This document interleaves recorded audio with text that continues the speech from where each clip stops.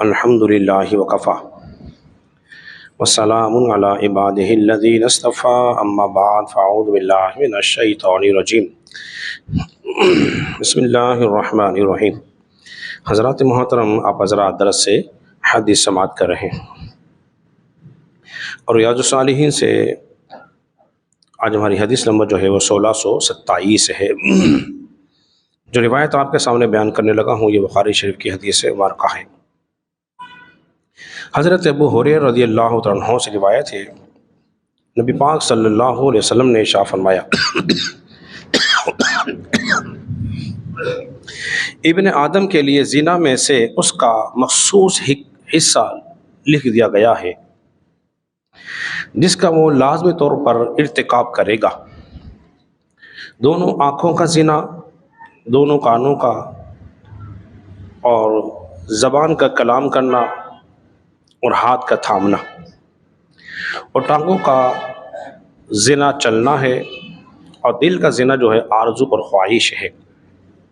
حضرات محترم، اب حضرات ذرا توجہ چاہوں گا، اب حضرات کی ذرا غور کیجئے کہ نبی پاک صلی اللہ علیہ وسلم کیا ارشاد فرما رہے ہیں کہ ابن آدم کے لیے زنا میں سے مخصوص حصہ لکھ دیا گیا ہے، اور یہ غیب کی خبر ہے۔ لکھ دیا گیا کیا مطلب؟ کہ لوح محفوظ پر تقدیر میں لکھ دیا گیا ہے، اور مصطفیٰ کریم صلی اللہ علیہ وسلم کی نگاہ دیکھی، اسے دیکھ کے بتا رہے ہیں۔ یہ حضور کی نگاہ ہے، دیکھ کر بتا رہے ہیں۔ اور دوسرا یہ کہ اس کا ارتکاب کرے گا، یعنی کیا مطلب ہے کہ جو میں دیکھ رہا ہوں، جس کا مجھے علم ہے، وہ ہو کے رہے گا۔ تم اس میں شک نہ کرنا، اس میں وہم نہ کرنا۔ وہ ہوگا کس طرح؟ فرمایا کہ آنکھ کا گناہ کیا ہے؟ کہ دیکھنا ہے۔ اور میں بار بار آپ کو بتا چکا ہوں، انسان کے تمام اعضاء میں سے سب سے زیادہ جو گناہ کرتی ہے وہ نگاہ کرتی ہے۔ نگاہ کرتی ہے، نگاہ وہ مناظر دیکھتی ہے جس کا دیکھنا اللہ اس کے رسول کو پسند نہیں۔ اس لیے وہ حدیث بھی یاد رکھ لیجیے جو میں آپ کے سامنے کئی ایک مرتبہ بیان کر چکا ہوں، وہ یہ ہے، اگر کوئی نوجوان یہ چاہتا ہے کہ اس کی عبادت میں لذت پیدا ہو جائے، خوبی پیدا ہو جائے، تو اس کے لیے بیان کیا گیا ہے کہ اس نوجوان کو چاہیے اپنی نگاہوں کی حفاظت کر لے، تو اللہ تبارک و تعالیٰ اس کی عبادت کے اندر لذت پیدا فرما دیتا ہے۔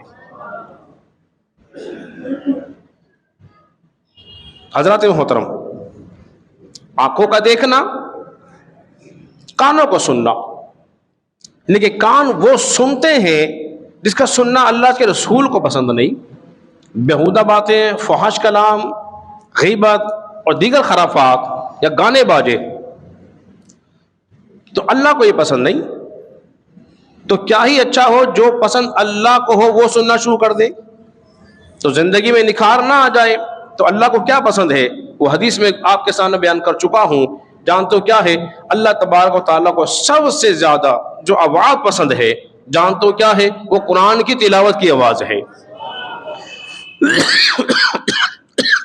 قرآن کی تلاوت کی آواز ہے، اور دنیا میں سب سے زیادہ پڑھی جانے والی کتاب بھی قرآن مجید فرقان حمید ہی ہے، اور دنیا میں سب سے زیادہ آواز گونجنے والی جانتے ہو کون سی ہے؟ وہ اذان کی آواز ہے، جو کسی 24 گھنٹے میں کسی لمحے رکتی نہیں ہے، پوری دنیا مسلسل چلتی رہتی ہے۔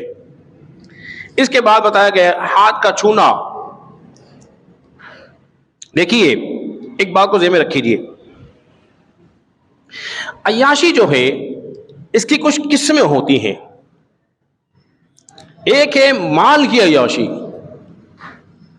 ایک ہے جسم کی عیاشی۔ مال کی عیاشی تو یوں سمجھ لیجئے کہ کل سیرو فی الارض، زمین پہ سیر و تفریح کرنا ہے، گھومنا ہے، پھرنا ہے۔ اس گھومنے پھرنے میں وہ مناظر بھی دیکھتا ہے کہ جس کا دیکھنا اسلام میں جائز نہیں تھا۔ اس نے پیسہ خرچ کیا، وہ مناظر دیکھنے چلا گیا۔ فحش گوئی کیسے مناظر دیکھے جس کا اسلام میں دیکھنا بولے کیا تھا؟ منع تھا۔ دوسرا کیا ہے؟ جسم کے ساتھ اس کا تعلق ہو، وہ زنا میں مبتلا ہو جائے، پیسہ پاس آ گیا، بدکاری کر رہا ہے۔ ایک ہے ذہنی عیاشی، وہ کچھ نہیں کرتا، نہ مال اس کے پاس، نہ کہیں جا سکتا ہے، لیکن ذہن اس کا اتنا خراب ہے کہ جب وہ سوچتا ہے بےہودہ سوچتا ہے، جب بولتا ہے بےہودہ بولتا ہے.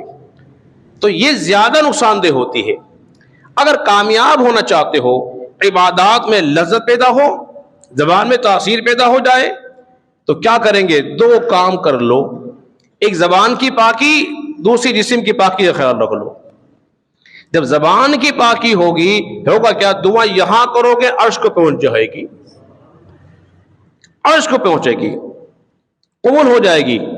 ایک صحابی رسول، آخری بات کرتا ہوں پھر اپنی گفتگو ختم کرتا ہوں، بارگاہ رسالت کے اندر حاضر ہوئے، عرض کیا رسول اللہ صلی اللہ علیہ وسلم، چاہتا ہوں کہ مستجاب الدعوات ہو جاؤں، کوئی عمل بتائیں. کیا مطلب ہے؟ یہاں دعا کروں وہاں قبول ہو جائے.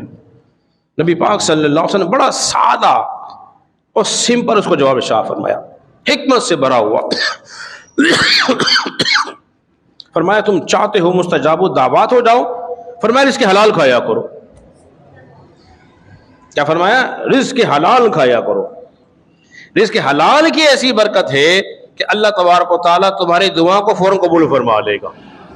اللہ رب العزت کے بارے میں دعا کرے، خالق کائنات جو کچھ بیان کیا جا رہا ہے اسے سمجھنے اور اس پہ عمل پیرا ہونے کی توفیق عطا فرمائے.